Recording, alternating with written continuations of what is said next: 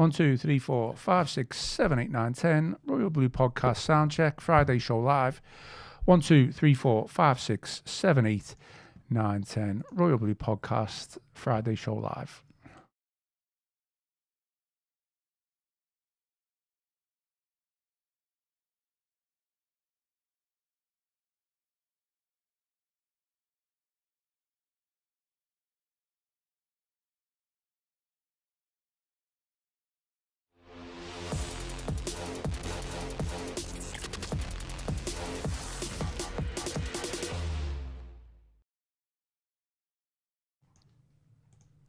Hello and welcome to the Royal Blue Podcast. It is the Friday show with me, Ian Croll.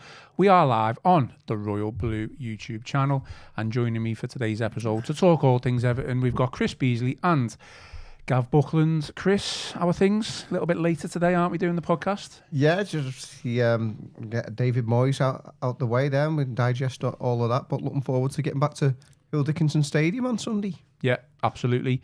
Gav, welcome back to the pod. You've literally just got back from the early hours and you've come in. Dedication to the show. This time yesterday I was sitting portside in Malaga in like whatever, 88 degrees Fahrenheit. Wow. Oh, he's doing the American version again. Yeah, that's the American. That's the version I was brought up on. Oh, the old school version. Absolutely. Then. I don't know what that is. 28 is it? I haven't got a clue, to be honest with you. I felt not about Everton as well, like obviously. So just had the biblical soaking, so it's back to reality as I was a bit concerned actually when you walked in and you were soaking, because one of the reasons why we're doing a late show is because we're all on a work night out, and okay. The rain doesn't bode well for tonight. Right, so you had your hair done, yeah. You've got a nice shirt on as well, to be honest. Really? Yeah. Okay, yeah. I thought so. Wow. And I know it did a very nice shirt, but Chris always looks. Oh, Chris! I can't compete with Chris. That's the thing, isn't it? Whatever nice shirt you've got on, you can't beat. Sorry, I got off on a tangent there. I was just thinking about you. Fahrenheit and Celsius, what we tend to do in this country, especially the papers, actually use it to a convenience. So if it's hot, it's 100 degrees, isn't it? If it's cold, you say, it's -10 or something like that. Just whatever sounds the most dramatic. Anyway, it was warm. Yeah, very warm. As long as you had a good time, back in time for today's pod and Sunday's game. Yeah, be in attendance for that. I will be. Yeah, looking forward to it. Without prejudging it, I think it's got a few difficult games coming up. I think the season's on a bit of a knife edge, I think, at the moment, isn't it, really? Which way it could go over the next 3 or 4 games. And so it's crucial that we get something. Yeah, that's why I thought Palace was so big just at that time. Yeah. I mean, we were going to get... Sorry, I'm going off on the tangent. It's a tough game coming up. I think we can get at them now. Because what we got Sunderland away, is it? The game? And Fulham, and then it's the last international break. Then it's Man United, is it? Yeah. So, and then we got like a couple of few tough games in Bournemouth December. away to start December. Yeah. When's they've only ever won there in the cup. Yeah. It's a graveyard for Everton and Everton managers, hasn't it, Bournemouth? And then Sean Dyche meeting over the years. Sean Dyche meeting after that, won't it? Yeah. I know we've had a good start, and there's a general feeling of optimism on and off the pitch.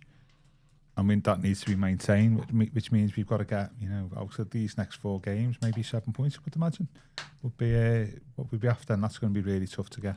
I think Spurs can be got at, should I say, but it's going to be tough, isn't it? They're obviously going to want to bounce back from probably what they consider to be a really poor defeat to Aston Villa, who seemingly found the feet. And the Spurs are no great shakes. They're lacking up front, and they were poor midweek apparently, weren't they, in Monaco? So, yeah, it's. They were like us. They started the season really well, and they stuttered a little bit, haven't they? So, yeah, it's a big game for them as well.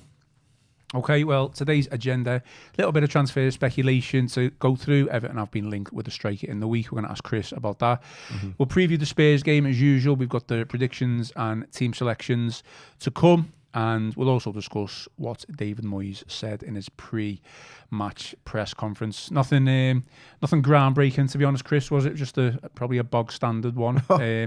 No major injuries or concerns or anything that we don't really know. Yeah, he was talking about Jared Branthwaite, which we already knew about, but he was giving his take on that for the first time, because of course it was only a week ago when he was doing his last pre-match press conference. He was actually wasn't the stuff necessarily on camera, but afterwards he was quite bullish about Jared Branthwaite coming back, and obviously the setback came after that. So he went into detail about that, how Jared just felt something he wasn't right. So they've gone in and had the op. But it was interesting, I thought, actually, about Nathan Patterson, just the sort of the double injury that he's got and how they've operated on him as well. So yeah, some a bit of detail injury. So you want to look on that on the pieces that we've done, and then a bit about Jacob Bryan and the possibility of him going back into the centre of defence in Iliman Dyer's form, because obviously he said he's been very impressive with him since he came to the club. So yeah, there's no standout lines as such, but a few interesting bits and pieces I thought from that. Yeah, well, we'll definitely come on to all that. Before we do, though, just a quick word for our sponsor, NordVPN. To get the best discount off your NordVPN plan, go to nordvpn.com/EFC. Our link will also give you 4 extra months on a 2-year plan, and there's no risk with Nord's 30-day money-back guarantee. The link is in the episode podcast description box. You should have been using NordVPN while you're away, Gav.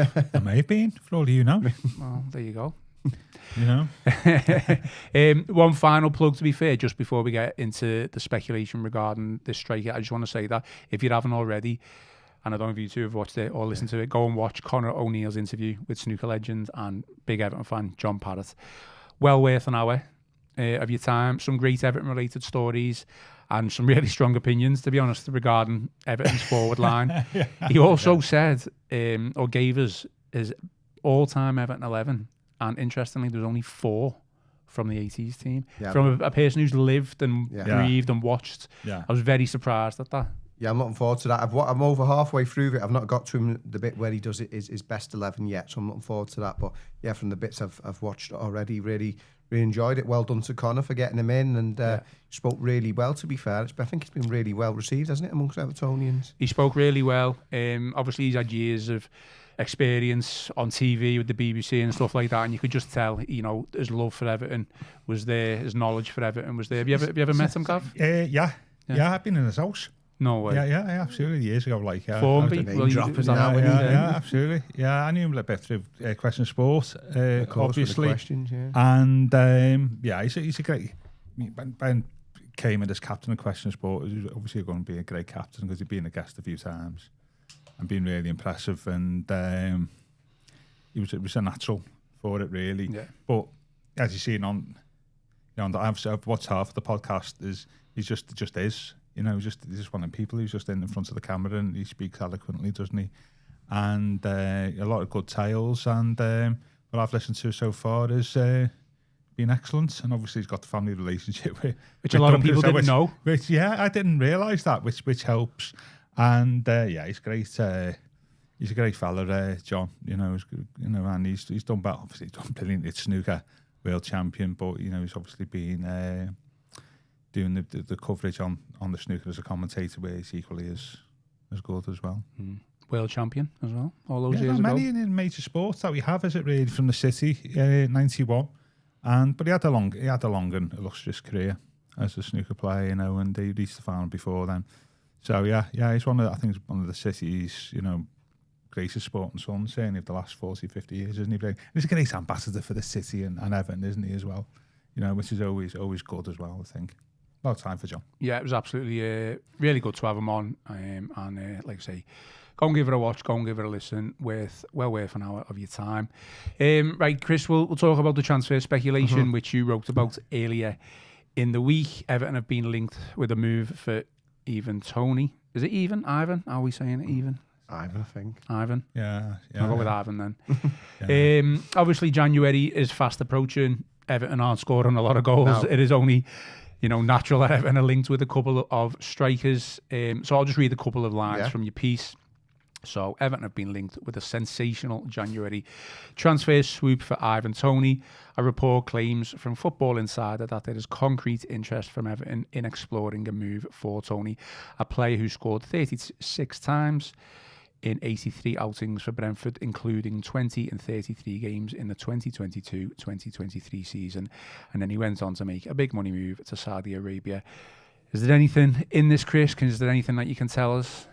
Yeah, it was it's an interesting one in that, like you say, it's only inevitable with Beto and Barry having just the one Premier League goal between them, somebody like Ivan Toney, he's somebody who has a proven pedigree in the Premier League. The quote from the original piece was saying that the people, from within the Toney camp were favouring the move to Everton ahead of West Ham United, and that he was keen, that he thought a move back to the Premier League could get him in Thomas Tuchel's plans for the World Cup, because I don't think he's featured since the Senegal friendly last summer. But yeah, as far as I understand, while he was, my understanding as he was somebody when David Moyes first came into the club, my understanding that he was on the manager's radar then. But I think there are numerous hurdles over this one. I mean, we talked about the money with Jack Grealish, but in terms of, I think with Saudi Arabia and the tax issue there with him coming back, that could be a major stumbling block. So I'd maybe take it with a pinch of salt. But I know a lot of Evertonians who saw this were quite excited about the prospects in theory of somebody like Ivan Toney coming in. He's the sort of player that they'd like to see. I think it would be a major coup if they were to get him. I think there are a number of major hurdles that might prevent this one from happening. But in terms of his pedigree and his track record, I think he's certainly the sort of player who would get Evertonians excited. With Barry and Beto labouring so much. I don't know whether we need to get Gav started on this. Right? Because it's, a big money move for a loan signing. Because let's face it, I know where you're coming from. You know where I'm going with that. I know where you're going. Yeah, but I mean, reports will have you to believe he's on $400,000 a week. Yeah, I don't think we're paying $400,000 a week, will we? Well, we're paying 75% of Jack Grealish's wages, and you weren't too happy about that. Let's go there. Yeah, and poking the bear there. Yeah, it's Friday afternoon. Yeah. I'm allowed. No, the thing is that I'm actually going to talk about in relation to Grealish. It was a move that I didn't think we needed to make because Njai was playing wide left, so I didn't understand why you'd want to get your best player to move elsewhere. With Toney, it's different, isn't it? He's and I get all speculation, but it's actually something that we need, isn't it? And from what we've seen so far, need pretty quickly. It's something that we need to address because it's letting us down, isn't it? Our lack of goals from the forward line. Having said that, I do think the mechanics of the deal seem rather complicated. If he's on $400,000 a week, reportedly, how that would work. And I'm a big fan of Toney. I thought he was excellent at Brentford. He's one of them players, and you look back in his career thinking something's gone wrong with somebody of your ability. He was in the lower division. He was at Peterborough, was he? For years, and wasn't really picked up. And I thought he was top class. And when Brentford played the big teams, he always impressed as well, didn't he? And I think he's been a bit of a waste of talent. If he came back, let's hypothetically speaking, if he came back and a deal could be done, then absolutely not. Absolutely not. The only problem, short term, long term. Yeah, well, I don't know, but just got him in January to the end of the season. The only thing I'd say there about his England ambitions, I think Tuchel's make it pretty clear that the type of player he wants, European experience, all that type of thing. Whether he did have him in the squad though, didn't he? But yeah, true. But at this late stage, whether in terms of the World Cup plans, is it too late for him to make his mark? I don't know. But if you could get him in as a short-term deal to the end of the season and make it work financially all day long without Toney, because he's not absolute top class, but he's the level below that, isn't he? The only thing is, when you play over in Saudi, you lose your edge a little bit. When you come back after 18 months out or whatever, it's tough to come back in it. In the Premier League, different level, and it'd be I don't know, would he be 29 or something like that? Yeah. He's not young, so he's not young. So it's that adjustment, and by the time you've adjusted, your loan's finished, hasn't it? So, but given a fair winds, if he could get back into the swing of things in the Premier League, and we could make the financials add up, then I wouldn't have a problem with signing Toney, because it'd be addressing the. I think you're right in terms of what you said with regards to how his career's panned out. It's a shame to an extent because he's a top quality all day player. Long, yeah. But if he hasn't been picked up and he's gone to Brentford, he's probably not. Don't get me wrong, he's on thousands of pounds a week, but he's probably not on huge amounts of money a week. So you can't really begrudge him at the late stage of his career to think, well, I need to make me money now, and the only way I'm going to be able to do that in the numbers and the figures that he's obviously getting is obviously going to be Saudi. Quite clearly, You can make a good living in the Premier League, can't he, as a top striker? No, listen, I'm sure he could have a very good living, but what I'm saying is he's probably missed out on a good couple of years of Premier League money. Well, early on in his career, I mean, but so he's making up for that now. But the other side of the coin to that is if you want to fulfil your talent, you do it in the Premier League. You don't do it in Saudi, do you? I mean, that's where I think it was a bit of a waste. He got a lot to offer as a striker, and just going to Saudi, with all due respect, there's no way in here. Obviously, the standard of the Premier League, but the money is good, as you say, and then some. So I would rather have seen him play here and fulfil his talent. But as I say, if he came back and we could make it work, then I wouldn't be against it. But you don't know what other options are on the table. The old cliche about the January transfer window being difficult. Apply here. So I don't know, but in principle, yeah. But it's all speculation, this, isn't it?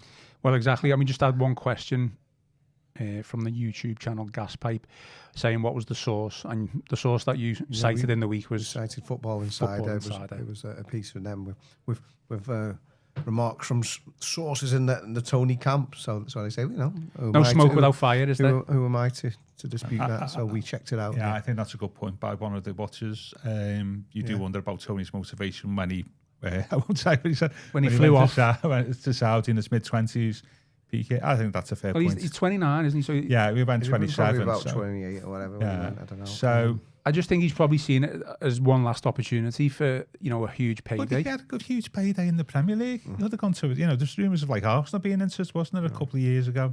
Yeah, absolutely. Well, that's fine. But what's he getting at Arsenal? 100, 150? No, more than that. Do you think? Yeah, absolutely. Well, you probably know more than me, Gavin, in terms of one of the stumbling blocks I've been told about is the tax situation. Yeah, so I don't know if you come back early from Saudi, how that even works. That's same thing happened with Henderson, didn't it? I think you don't get the full amount. Yeah. I don't know, but just in, that's I can only reiterate what I said. If we can make it work, I'd love to see him in Everton, Tony. But the only thing I'd say there, by the way, as well, on top of that, is will that solve our problems in that? We were talking before we came on air, weren't we? Like, our strikers, there's some horrendous stats, isn't there, about our strikers, isn't there? 3 shots on target between them in 8 or 9 games this season. I think Barry's had, 7 touches in the box in his time on the pitch. Does that point to something a little bit wider, that we're not actually the style of play that we've got at the moment? Is that working to our strikers' favour? Are we? Well, it's not, is it? Because Moyes has already addressed that. He said that before the CC game. Yeah. He didn't say it's not working. He just says we've changed the way we're playing. Yeah. And that obviously is affecting the ammunition we can give to the strikers. But Toney would probably be a better suit to how we're playing. Let's face it, he's a much better player, isn't he, than the two we've got at the moment. And you would think he would make an effort to get more service in. But we would have to adjust again, and but he's a class player, Toney. I'd like to see him in the blue shirt, but speculation in it. I mean, whether it's Toney or not, Chris, what would you do January wise? Because we know right back is a major issue now. We don't really know what funds are available, if any. Striker situation: would you take the plunge in the summer, or would you wait? Would you play it out until the end of the season and go for something in the summer? I think if you're in Everton's position, it just all depends who becomes available. In January, likelihood is you're not going to solve your problem, certainly not long term. So who comes up? It's like people, I think I've seen people complaining this week saying spent all that money on Diblin when they should have put it on a striker, but then maybe the striker they wanted wasn't available at that price. I mean, they've had to pay 27 million on Tierno Barry, someone who they've admitted is not the finished article. So it all depends on who comes up, who becomes available. You think somebody like Tyler Diblin's a longer term project, spent the bigger money on him because he had the right profile. I mean, they wanted to get Kenny Tete in, didn't they, for the right back issue in the summer. Then he had the late U-turn. So it's reacting to the situations and who crops up. Unfortunately, not in the position where they can go out and sort of cherry pick whoever they want. It's who becomes available at certain times. So it's all one good saying, I'd get a striker in January, I'd wait till the summer. You just don't know who's going to come up and become available. Yeah, I think there's another good comment there, isn't it? that if Toney was available, I would imagine there'd be 3 or 4 clubs. Well, of course, him, of course. So you can't just say, Tony's available, but you'll get him. There'd be 3 or 4 clubs. If anything, West Ham would probably be more desperate than us to get hold of them with London's probably situation. got a bit of traction there, hasn't it, really? So, as I say, there's lots of hurdles to be jumped there, isn't there, before you can put something together. And it'll just be interesting, but yeah, fine. I mean, there's some other names there that have been mentioned, isn't there, Xerxes? Jesus, but is injury prone. The only thing about Jesus is, and he wouldn't come to Everton and stop him scoring against us, wouldn't it, really? I couldn't see that happening. Xerxes, not so sure. I'd happily not sign Jesus, to be honest. I think he's not the player that he once was. And I'd say he's injury prone as well. But yeah, I think what we're saying is, in all of this, is in January, is a striking option at the top priority for Moyes? I personally think the right back's probably more of an issue at this moment in time. Yeah. Well, I'll tell you what, I've got a bit of a twofold question here for you. Do you think we can address the striker problems in-house with what we've got? And are you slightly disappointed with the narrative now being sounded out from inside the club with regards to Tierno Barry being a project and he's not exactly ready? Because I guess in the club's defence, they kind of, they said that maybe from the very beginning. Maybe it's just the expectations of the fans. But if you look at the valuation that Chris has said that we spent on him, 27 million, it's just a drop in the ocean compared to what you would pay now for a world-class we're not buying a world-class striker, are we? No, I know. Yeah. I'm not saying you can get a good striker for, a bit more. But sorry, answering your question now, I'm not disappointed in that if that's the way the club look at Barry, which I think is a fair, fair comment. Where the logic goes awry a little bit, isn't it? If we had Ivan Toney as our main striker and Tierno Barry came in and said he's a work in progress, we'll develop him, then there's a logic to that, isn't it?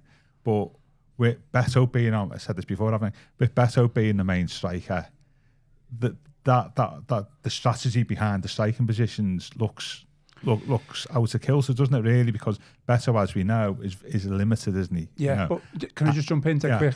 Because on your point and let you carry on, it may have papered over the cracks. However, we were all talking up Beto the back end of last season when he scored 8 in what? Like 10, 11 games, whatever. So that's still a good run for an Everton striker. So do you think the club have looked at that and thought, right, well, we'll get Barry in because he could be one for the future, and we think Barry could probably do a job at least to the end of the season? Bearing in mind, at the time, we're probably still speaking with Calvert-Lewin on and off, and then obviously he goes, and we just haven't been able to get someone else in. But this goes back to Moyes' point, doesn't it, the week before the City game, where he was saying about this maybe not playing to Beto's strengths and stuff like this. And the thing is with Beto, it's quite obvious, isn't it, really?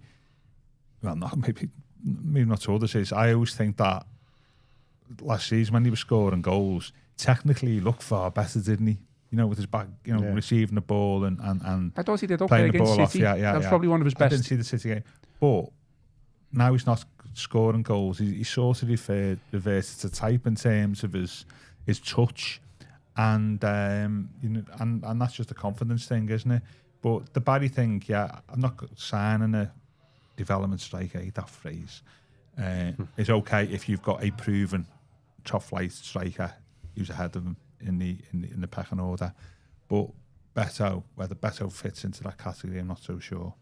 I mean, how many times, Chris, have we signed like a development striker, if that's what you want to call it? Now, I know this is not, we can't just blame this current recruitment team, because I'm going to talk about players like Oumar Niasse or Moise Kean, but we seem to sign these strikers and go, well, the one coming in for the future, but we've never got that one striker that Gav's kind of mentioned there, where the pressure's there on the main striker to score them goals. When that development striker comes in, the pressure's immediately on him to score the goals, and that's not a development striker for me. That's not how they should be perceived or how they should be managed. Been a big problem in the centre forward position since Lukaku went, and what's that now? 8 years ago. Yeah, absolutely. So, how many strikers have you had since then? Yeah, but it's not. It's been a problem for years. Lukaku's been the anonymity, the exception to the rule, as it were. Yeah. In the past 30 years. Maybe you could. Yeah. The only other player. The Yak was good. Okay, now the only other player before he got injured. But even then, he wasn't like prolific. He had one good season, didn't he? But that was his only season when he was fit, wasn't he? Yeah, well, he got injured and that's unlucky. But even then, if you remember back, it took a while to get going. Well, he scored on his debut. Did he? Yeah, start going. No, he took a while to get going from what I remember. I remember going to Middlesbrough one time and coming back, and we were not slagging him off, but we were saying he needs time. He's a development striker. Yeah, that's what we said.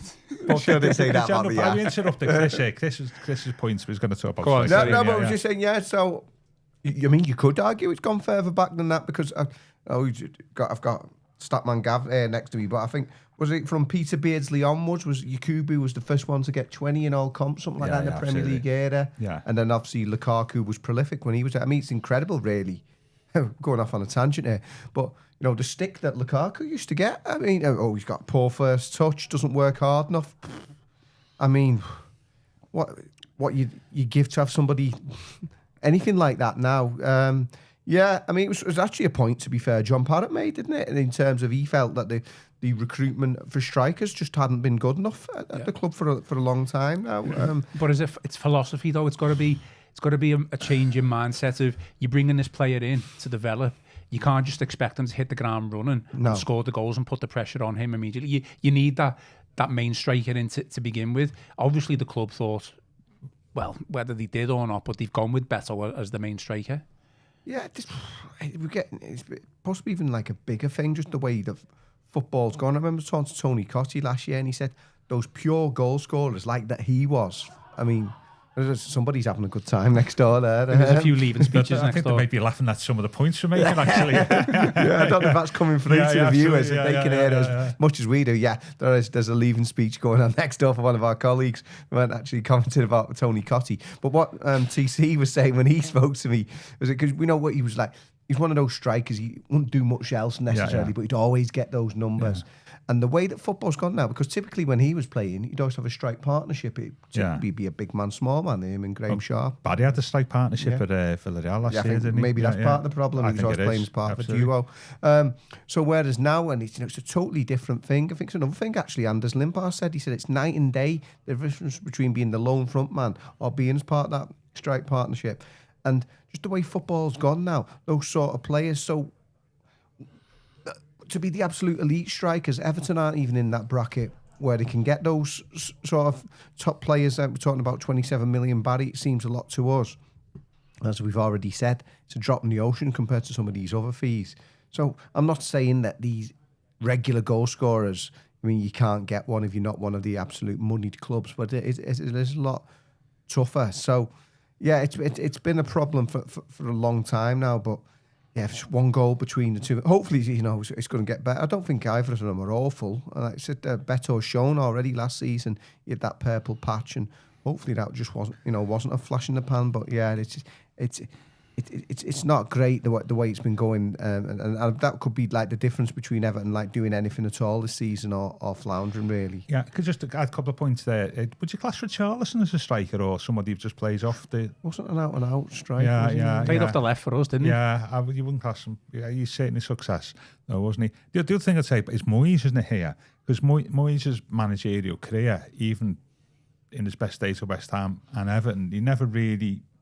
He's said this before, his game's not around the striker as being a focal point of the team, and I think at certain times in his career he struggled to make the centre forward position work. He certainly did at Everton for a number of years, and at West Ham where he ended up playing Marco Antonio, didn't he? Versus right back as striker, and then Jared Bowen. So I'm just trying to think over his 25 years as manager, has Moyes ever taken a young striker and turned him into the finished article?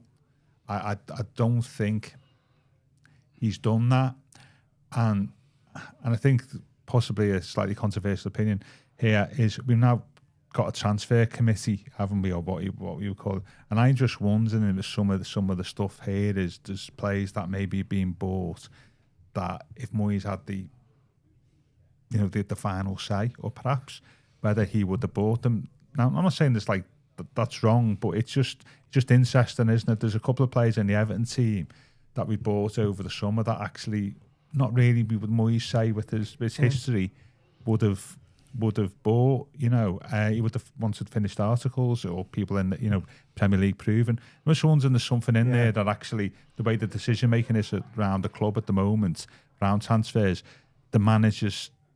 You know, it may not just be totally about what the manager wants; it might be what the club wants. And Barry seems to me to be certainly in that category, and probably Dibbling is as well.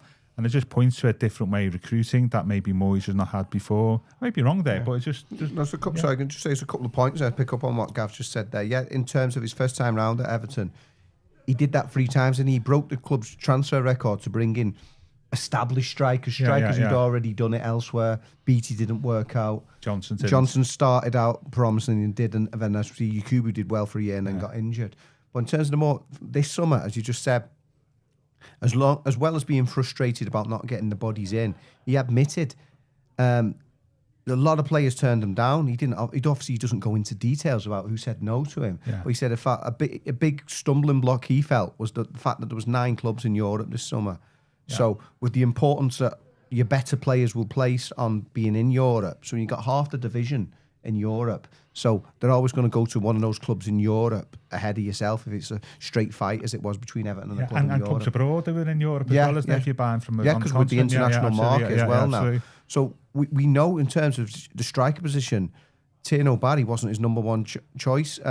I know that they were interested. Well, Delap was to an extent, wasn't he? Yeah, this thing people have been talking about Liam Delap today, and obviously he's been injured, hasn't he, at Chelsea? He's only just getting back. I know people have been talking about that on the comments. The fact he hasn't been playing for Chelsea. Well, he picked up a nasty injury, didn't he, in pre-season, and he's been out for a while now. He's only just coming back. So Moyes, quite unlike David Moyes, is a very public courting of Liam Delap when obviously he came on, didn't he? Signed the very wall unlike him, isn't he? Across the road. Yeah, yes, because normally he's very sort of, you know, keeping his cards close to his chest, and a very public court, and he admitted they were interested. And apparently, by all accounts, I've spoken to people behind the scenes with this, Everton did a very good sales pitch. I think it was all the facts. It was Chelsea, it was Maresca, who had been his old youth team coach at Manchester City, and the fact that it was Chelsea and the Champions League football they were able to offer. You know, I'm not saying it was close, but, you know, Everton impressed the Liam Delap camp without him going on to sign for them. He certainly was impressed with what he saw, so they tried to, you know, roll out the royal blue carpet for Delap. That didn't quite come off, and we know obviously the lad Voltemade, who's ended up going to Newcastle for mega money after they sell Isaac to Liverpool. He was another one on their radar, but again, you know, it get placed out, and they've got Champions League and stuff like that. So I mean, it's a different. Listen. But in some respects, it sounds like we're criticising the club and Moyes here, but we are, you know, I think the other side of the coin here is they're in a difficult position, as with the managers referred to. You can't just go and say, we'll have him for 40 million quid. Because let's face it, that's the other thing we need to bear in mind here is those 3 letters, PSR. And, you know, we did have spent quite a bit during the summer, and that would also come into play here, doesn't it, really? Yeah. I think that's my point with regards to, it's very easy to look at Beto and Barry and say, well, we need to go and sign a striker in January. We've had Tony Scott say that on the podcast. Absolutely. We've had John Parrott say that on the podcast, all giving valid opinions, and I agree. But effectively, Moyes is going to have to try and do something he's only really done once in his 25-year career, signing a prolific striker. Now, we all agree, maybe being a little bit harsh on Yakubu, he did score, 20 goals in one season. I still think he took a while to get going. I do remember it vividly. But that is literally the only... That's literally the only striker that he's managed to spend money on and is being prolific. He said he didn't do it at West Ham. So my point or my argument is we need to rein in expectations of what we're going to get in January and maybe even what we're going to get in the summer because we're not going to go out and spend... I'll be very surprised if we do 50, 60, 70 million on a striker who hopefully would score 20 goals a season. It's not going to happen. Be done now. Yeah, who's going to go to you in January saying, "Here you go, Everton have this top class striker for, you know, not so much money." It's just almost chasing a unicorn in terms of. That's the thing with Tony. You may be looking for deals are a bit. Is that Ivan Toney or Tony Scott? Yeah. Yeah, you're looking for something, you know, a reason why somebody might become available, which wouldn't under normal circumstances. Yeah, because for. You know, we've known for several years now that Everton been fighting for their lives just to stay in the Premier League. They literally, you know, they've having to try and get players for nothing, the players who they can buy now, pay later. I mean, Beto was, by all accounts, one of those deals along with Chimiti. But for Moyes said this summer they couldn't spend the money. The money was there. The freaking group had come in. The funds are available for the first time in several years, and they literally couldn't spend the money. I mean, obviously ended up spending a lot on Dibbling, not as much, nowhere near as much as what Southampton were asking for a few weeks earlier. But yeah, for a long time they were struck. It was almost like they was burning a hole in the pocket, and they couldn't spend it because the players didn't want to come for whatever reason. So it's easier said than done. And saying, you got to go out get someone in January. We can all say that, and everyone goes, well done, good point, of course, but it's easier said than done, isn't it? I think that I know you've got an agenda there, but the other thing, this goes back to the point made at the start of the pod, isn't it? This is the importance of us getting a lot of good results of the next few games, so we go into the January transfer looking, as a club, they're doing well. I'd want to join them rather than if we lose a couple, let's give them a wide berth, which has happened in the last by all years, accounts happened in January this year. I mean, that's also points to us getting a lot of good results is required, isn't it? Really, between now and Christmas with the relatively tough run of fixtures. So there's so many movable parts in this discussion, but I think hopefully we get somebody in. I mean. The other alternative there is, I would not say that, might be a bid for Beto for all we know, or something like that. You just don't know, do you? Interesting. Again, going off on the tangent. As I've said, we need to get through the agenda. I'm going off the tangent. See, Chimitti's been getting stick, hasn't he? And they're not doing well. Is anyone not getting stick at Ibrox at the moment? Yeah, he's not scored a goal for 3 years, first team goal for 3 years, isn't it, or something, Just to finish off on this point, because it is interesting, and it's all key to, like you say, to January and what we can spend. Without going too deep, because I know Gav loves this, but the game goes in cycles, doesn't it? What you've always said, what happens 10 years ago might happen again. Yeah, I think that's flattened because of the money in the game. But To me point, what I'm going to ask is there too much, it's going to sound really stupid, but is there too much emphasis on strikers or our striker at this moment in time? Let me just back me point up what I mean. Right, there's like in the 90s or before that, it was like 4-4-2, you're two up front, you've got your partnership, and then it slowly moved to maybe one forward. And then to an extent, City won the league without a forward, didn't he? So that was kind of like flavour of the month. Now, because City have got Haaland, who's without a doubt probably the best striker in the world, scoring the goals, the tide's turned a little bit now to teams wanting to buy centre forwards, those goal scoring centre forwards. So, but back like a couple of years ago, even still now, like the wingers were the ones who were scoring the goal. The game had kind of transitioned to a little bit. So I guess what I'm asking is we need the wingers and the midfielders to start sharing the load of the goals as well. Yeah. No, I get what you're saying. I think I wouldn't say goal scoring centre forwards. I'd say big centre forwards. In vogue, we mean lots of stuff written this season about the Premier League is turning into Sheffield Wednesday and Watford in the mid-80s. Long ball, long balls from the keeper.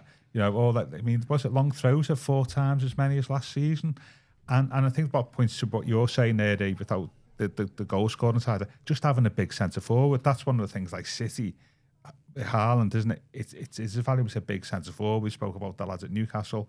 They are very much in vogue, aren't they? Even Liverpool have bought a striker now, and they're effectively they're changing the way they play. Well, they're both big strikers, though, aren't they? They're not the type of ones you're talking about, like a Peter Beasley or a Tony Costi. They're big strikers as well, and that's where the game is going back to its roots, isn't it?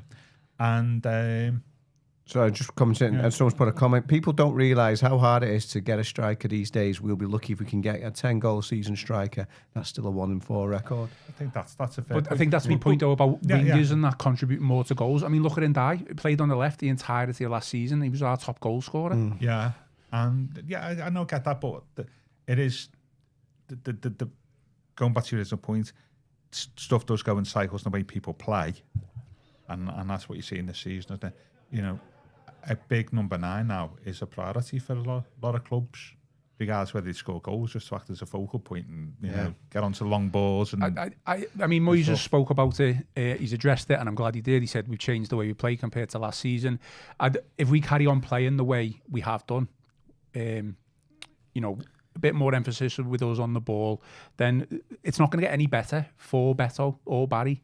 That's just a fact. So, if anything, I wouldn't say we need to revert back to how we were playing last season, but I'd be very disappointed. We can come on to team selection. Like if Alcaraz is completely dropped off the earth for the Spurs game, I wouldn't be surprised. You like Alcaraz, don't you?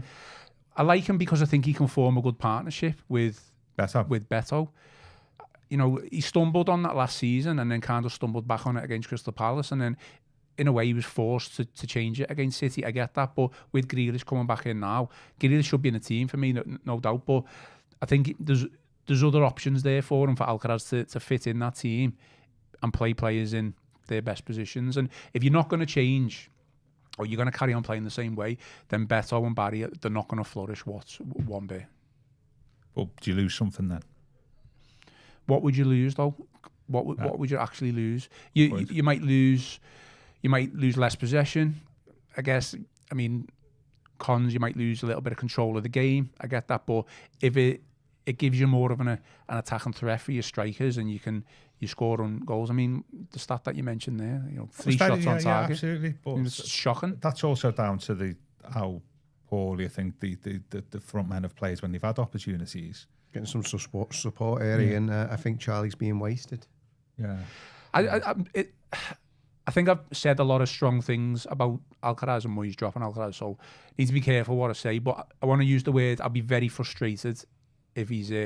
I think he's going out the side. Yeah, I do. Because I think Jack comes back on the left, and that's all I see. It's just Moyes kind of... Hall in the middle. And I think so. That's all it'll be. And it might work. Hopefully it does. I'm not saying that, but you can quite clearly see, even after the... I mean, City, I thought we played well, so maybe it's a bad example. But again, that was a game where we didn't have much possession of the ball, and we forced City into a couple of mistakes. I mean, Aki, that ball into Ndai where he plays it into Beto. They're the type of things where we were good at the back end of last season. We were capitalising on that, and we're just transitioning wise, we're just quite not there where Moyes wants us to be, and it's not helping with the two forwards not being capable of playing the way they want. I want to see more from Keane and Dewsbury Hall as well. Absolutely, as well, because we were at that Roma game, the friendly, when he made his debut, and he just from the off, wasn't he? He was on it. He was lively. He was dribbling. He was getting forward, and he thought, "Oh, what a signing we got here!" And I know he's a great lad, and I'm not sure about the content, but I know Joe's got a big interview coming up with him for Sunday. Went down to see him at Finch Farm.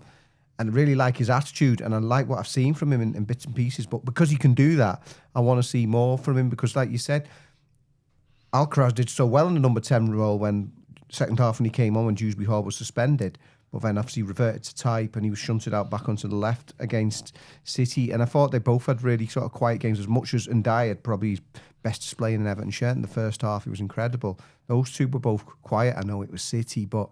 yeah, I want to see more, because I know that Kieran Dewsbury Hall has got that in his locker, and we've seen that already. But I just think needs to be doing more, because obviously they spent big money on him, and there's a lot of expectations on him. And I know he's done well in bits and pieces, and obviously at Wolves he did really well there.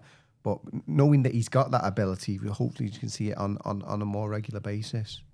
We'll move on then. I mean, I've got so many more questions on that, but I feel like it's more of a different or standalone podcast in itself. I mean, we'll speak about Spurs. Gav, I'll go to you on this one. If you remember, when Moyes first came in, obviously got his first win under Spurs, and that game is so vivid in my mind, because obviously we were 3-0 up. Moyes made that genius tactical move, if you want to call it that, with regards to O'Brien kind of playing on as the right back. Like, no one kind of saw that coming, and at the time, maybe that's just... it's my expectation of what was coming, but like I was really excited, because I thought this is a new David Moyes, someone who's gained more experience. He's won a European trophy. He's been there, kind of done it. He's come back to Everton, and he's changed almost. And I still feel like he has, but it's stuff like dropping Alcaraz. And Alcaraz plays a good game second 45 against Palace, and then you can see, well, that's where he's better suited. Or next game, I'll just throw him in on the wing. The Wolves game, again getting beat in the cup, like it just feels like Moyes has reverted back to type just a little bit. Would you agree with that? This season compared to last? Compared to possibly. I mean, I think like last year, I think it was noticeable that's not really happened as much this year. Because of the setup of the team, you had that thing where what's his name? Lindstrom. Jesper Lindstrom. Lindstrom, yeah.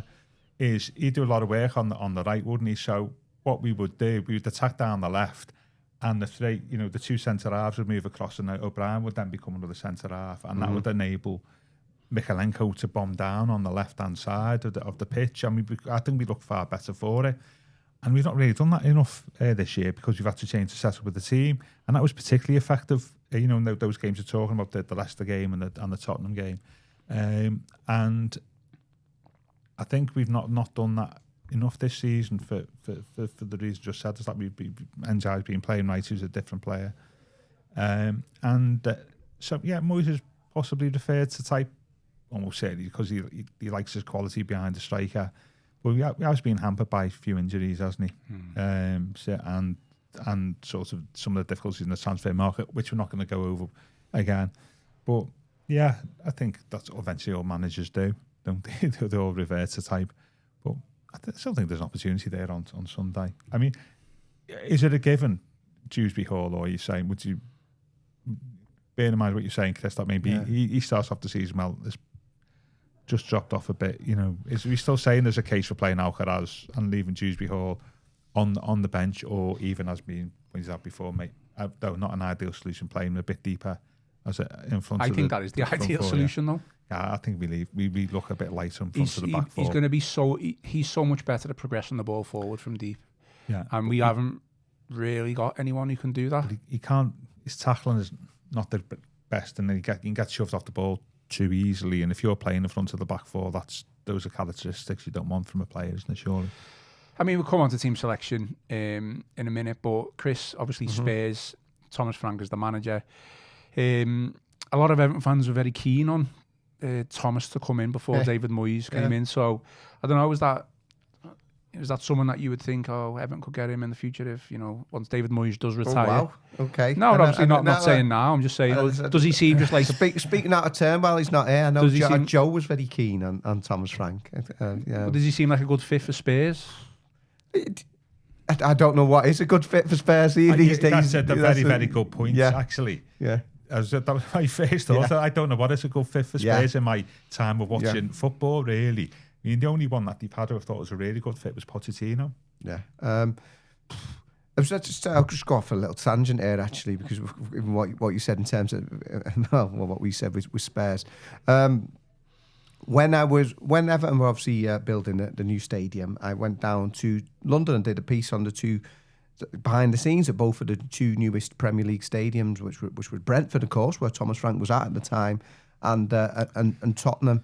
And I don't know, I'd never been particularly keen on Tottenham, but the fella who took me around was absolutely lovely. He was a great guy. He was Tottenham through and through. He'd grown up across the road and gone to the school around the corner. But he wasn't one of these Londoners who didn't know anything about the rest of the country. And there's almost like an inverse sort of... cliche, that, isn't it? No, but there's there can be that. There can be like an insularness because you've got everything they need in London. They're not bothered about the rest of the country. But he had friends up in Kirby. We've got no London. Yeah, watching at the moment. Yeah, well, I'm bigging him up here. I'm saying he was a lovely guy. John Jackson, he was called. He'd been a tour guide there, and we were there for like several hours at Tottenham. But one of the things was, as he took me around, and it didn't seem like we were labouring. There was so much to see behind the scenes at the stadium. The big video that they showed, and it was all about Tottenham and the way they should play football, and I could see that identity was important to them. Yeah. A bit like. I'm not saying because Everton don't necessarily play the same style of football, but because when you got Liverpool next door, it's all very important for Everton's identity about what they represent. Yeah, and this is what Tottenham represented in their eyes. And I like that video, and I came out of it thinking, they brainwashed me. No, but I understood what it meant for them, for Tottenham Hotspur. And when you got Arsenal around the corner and all of what they'd done, what was important for Tottenham. So yeah, I'm not too sure. So getting back to your original question, I'm not too sure because Thomas Frank, to be fair, was actually, he's going with the tools that he's got, was always quite direct at Brentford, and the way they played, they had a lot of big lads, play it physical, get in there. And that's obviously not what you associate with Tottenham Hotspur and the way they play. So I don't know if he was the obvious fit for the traditions that Tottenham have got, but on the flip side of it, like I said, they've had so much churn, probably similar to Everton in many respects. What is the Tottenham? You probably have to ask Spurs fans what they felt in, but I think he's a very good Premier League manager who worked wonders at at Brentford, and he deserves his chance to get this big job that he's got now. So yeah, there was a lot of respect for him within the game.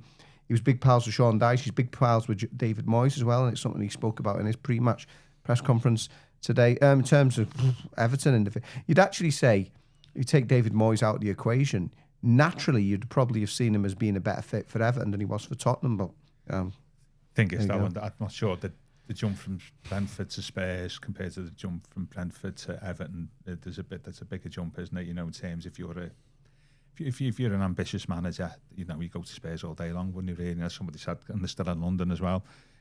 Speaking of, I was about London. I was with a West Ham fan on Saturday night, and he knew his stuff, and he was saying about Moyes at West Ham, and he just said, like, goes back to your point there about reverting to type, and in the end, you just, there's no wriggle room there, I think, with him as a manager.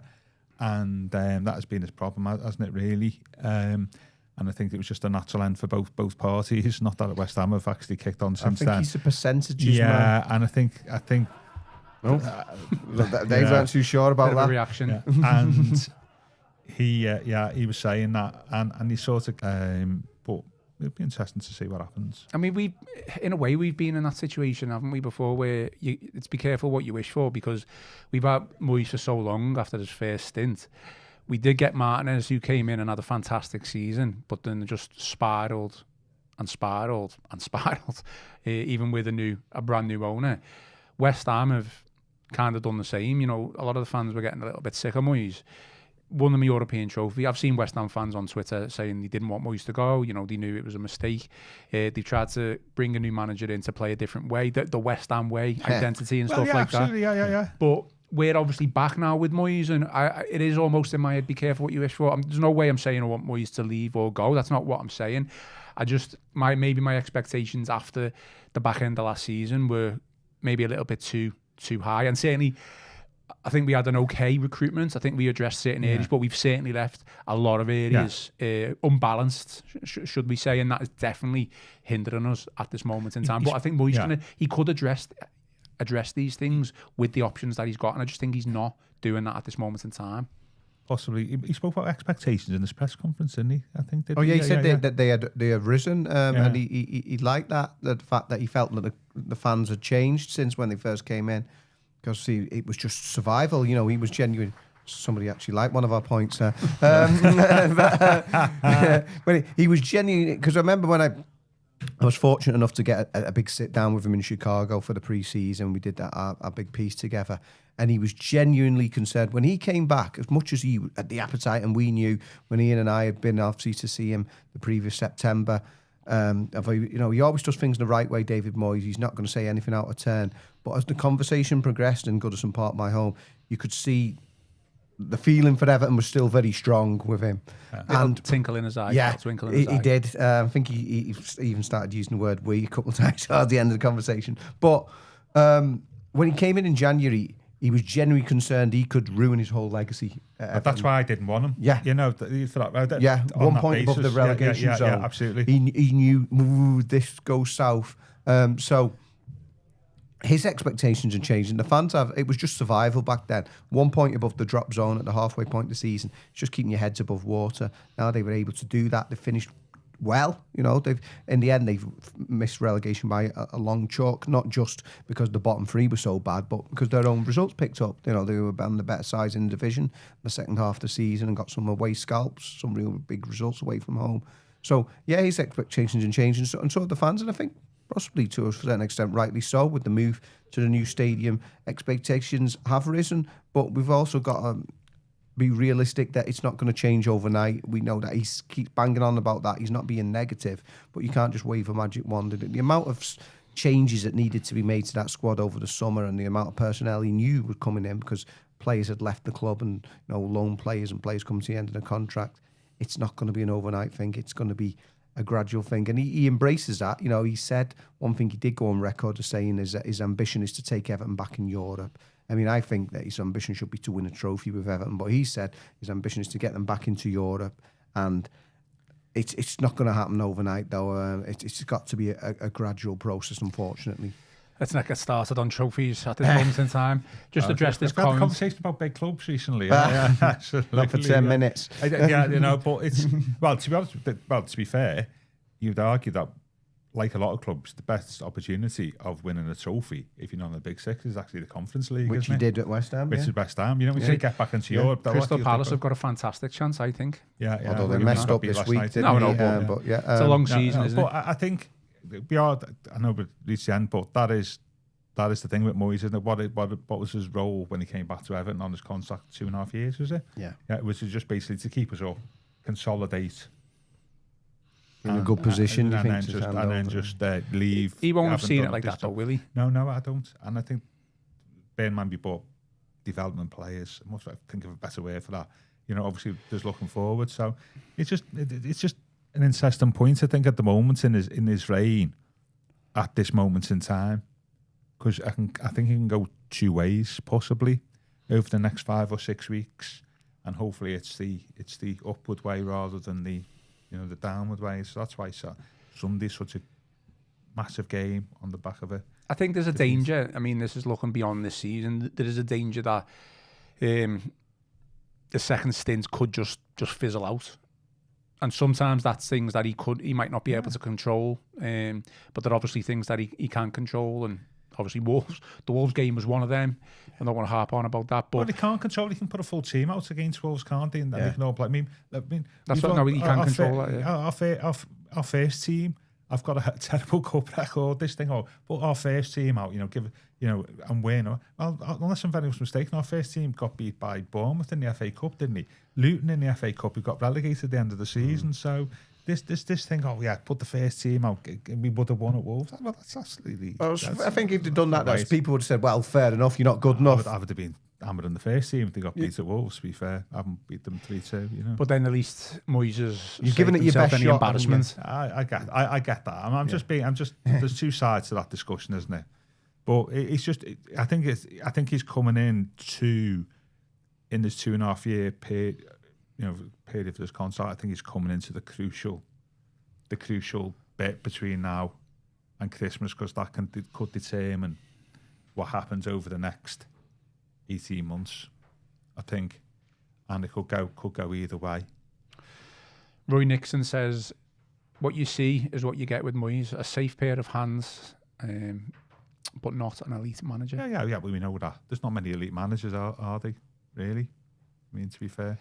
Okay, let's quickly talk team news and predictions. I guess maybe in our heads, Chris, there's a couple of questions that could be answered, but is Moyes going to just be predictable, I guess, just stick with what he's gone with over the past couple of weeks, with Grealish coming back in? I guess Illiman and Dye, fantastic showing against City, certainly on the ball. One of the first names on the team sheet. Just quickly, do you think got a bit of a struggle to keep hold of him in the summer? Wow, okay, that escalated quickly. I just mean, I just mean this, save the best till last. This week, certainly after the City game, is probably the first time on social media where you've seen a lot of fans taking note of Illiman and Dye.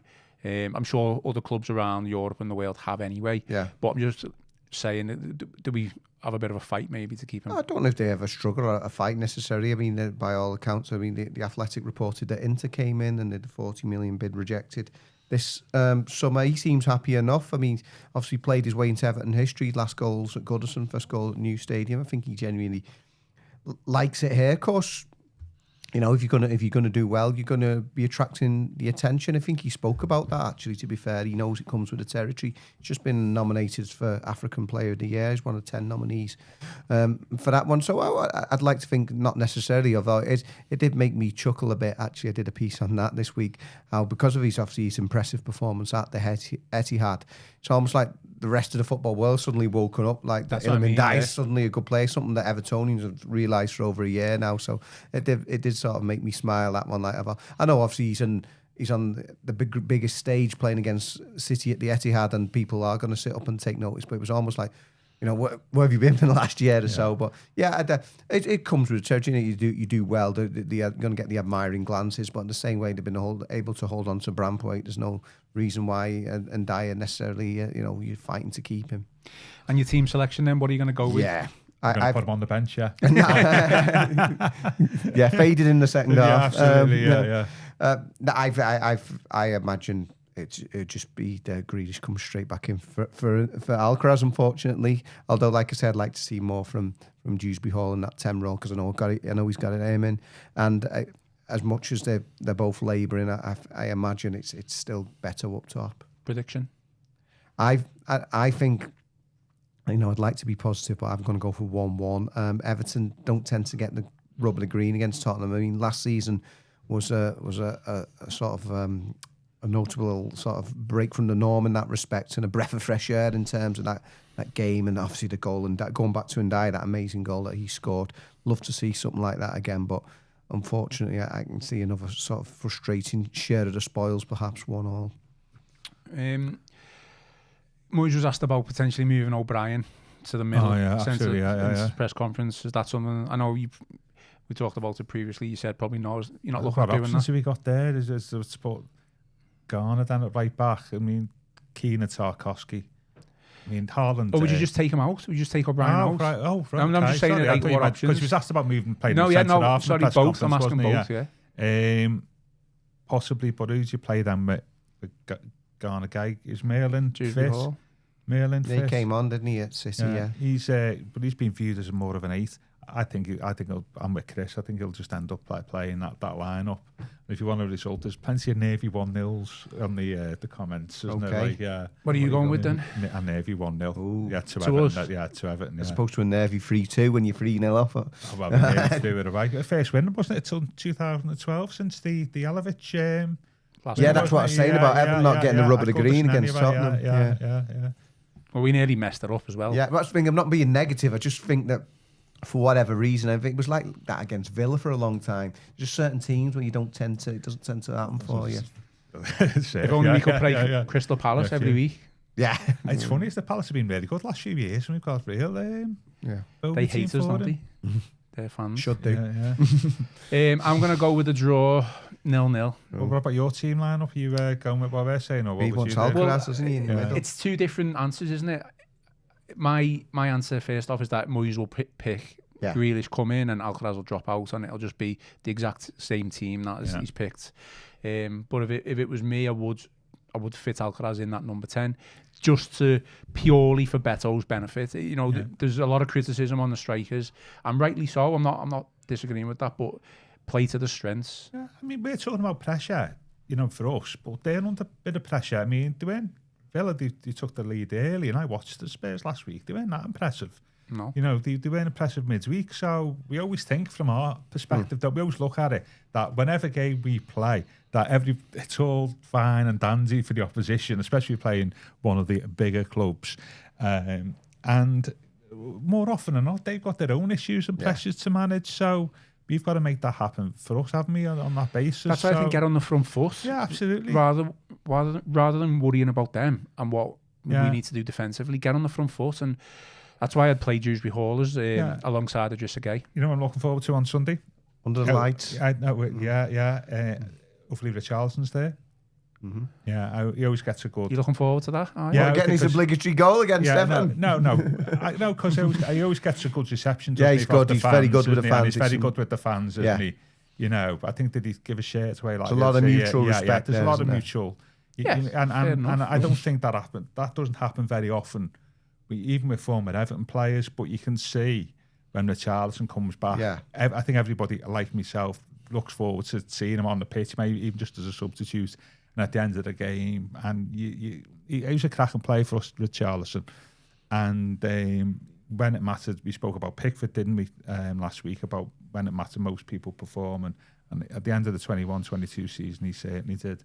And on that basis, I'm looking forward to seeing the reaction he gets. And I say, Chris, I think he gets, in terms of former players I've seen at Everton over the years, he gets one of the best receptions I've seen. 100%, I'm rightly so. So that's why I'm looking forward to it, even that sounds weird. Yeah, because it's an inevitability in football. Players move on all the time, and it's like leaving the club in the right way. I know a lot of his was the financial pressures anyway, but yeah, you don't have to be able to see this awful sort of relationship between former players and like jilted lovers almost. Yeah, absolutely. But Richard yeah. Charlison, who, you know, let's say about, I don't know, 4 years, 5 years. Yeah, and everybody loves him, and he loves us back, and I think that's great. Because it doesn't happen very often, especially these days nice in football. Positive notes. Yeah, absolutely. We'll finish off But don't score. Oh, yeah. I think he was on the bench last week. You dare score. Yeah. He was on the bench, wasn't he? So, yeah. At least when he scored last season, it wasn't like, didn't mean anything, did it? He's almost apologetic as well, isn't he? He's like saying sorry. Yeah. But it didn't impact the result, did it? The goal. No. Did he score 2? No. Was he? He definitely got 1, didn't he? The other thing I liked about him, when he was here, he was the Everton player got under the noses of people at Anfield. Okay. I think so Gav wants him back in January, basically. That's what he's trying to say. He has been linked with us in the past, hasn't he? But he did this morning. You don't like to go back, though, do you? That's your philosophy. No, but his injury record and stuff. But I look, he's one of my, over the Premier League here, he's one of my favourite Everton players, Richarlison. He's got a little baby son now, Richarlison Jr. And dead ringer of him. Oh, right, okay, yeah. Yeah, I don't know if it was AI or what, but he looks makes sense if he's his dad, I guess. But you know, he does chip off the old block, No, I'm looking forward to him, seeing him on Sunday. Hope he's fit. And I think it reflects well on him, the crowd, and Richarlison. Okay, any final thoughts before we do finish off? Just actually, I mentioned it the other week, but it's coming up Saturday, isn't it? The fundraiser for the 1878s, because initially they were going to have the banners at the Tottenham game. So it's this Saturday. So if you go onto their sites, and if anyone wants to get down there, if you can't get down there, you can still, as you said last time, make a donation. So it's all going to be good because it's going to pay for those bigger and better banners, which we know helped massively. Last season and the season before. Yeah. Okay, that is all for today's show. Just a reminder that me and Tony Scott will be in the studio post Spurs for the post-match podcast, so keep an eye on that, and then we will be back Monday for another show. So plenty of content, plenty of Royal Blue shows for you on the YouTube channel, as well as Apple and Spotify platforms. Enjoy the rest of your day, enjoy the rest of your week. I've been Ian Croll, joined by Chris Beesley and Gav Buckland, and this has been the Royal Blue Podcast.